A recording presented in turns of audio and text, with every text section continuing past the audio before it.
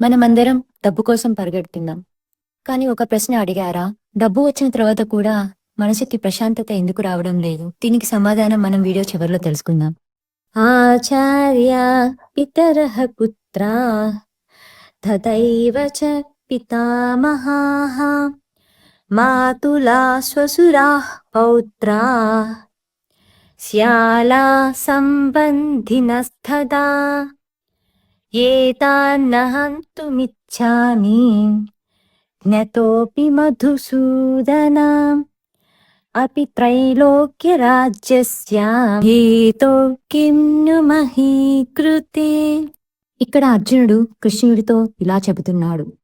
నా ఎదుట నిలబడిన వారు నా గురువులు, తండ్రులు, కొడుకులు, తాతలు, మనవళ్ళు, బంధువులు. వీరిని చంపి నేను ఎలా సంతోషంగా జీవించగలను? ఈ బంధువులను చంపి గెలిచే రాజ్యం నాకు అవసరం లేదు.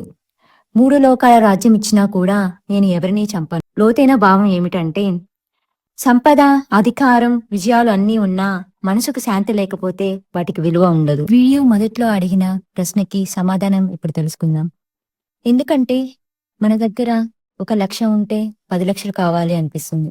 10 లక్షలు వచ్చాక 1,00,00,000 రూపాయలు కావాలి అనిపిస్తుంది. ఇలా మన కోరికలు ఎప్పటికీ ఆగవు. డబ్బు మన అవసరాలు తీర్చగలదు, మనకు సౌకర్యాలు ఇవ్వగలదు, కానీ మనసులోని ఖాళీని మాత్రం నింపలేదు. అందుకే చాలా మందికి అన్నీ ఉన్నా కూడా లోపల ప్రశాంతత ఉండదు. అత్యాశ మాత్రం పెరుగుతూనే ఉంటుంది. ఒకటి గుర్తుంచుకోండి, డబ్బు జీవితాన్ని నడిపిస్తుంది, కానీ ప్రశాంతత జీవితాన్ని సంతోషంగా చేస్తుంది. మీ అభిప్రాయం ఏమిటి? డబ్బు నిజంగా మనిషికి ప్రశాంతత ఇస్తుందా, లేక మన మనసే ఆ ప్రశాంతతను నిర్ణయిస్తుందా? మీ అభిప్రాయాన్ని కామెంట్స్ రూపంలో తెలియజేయండి. Thank you.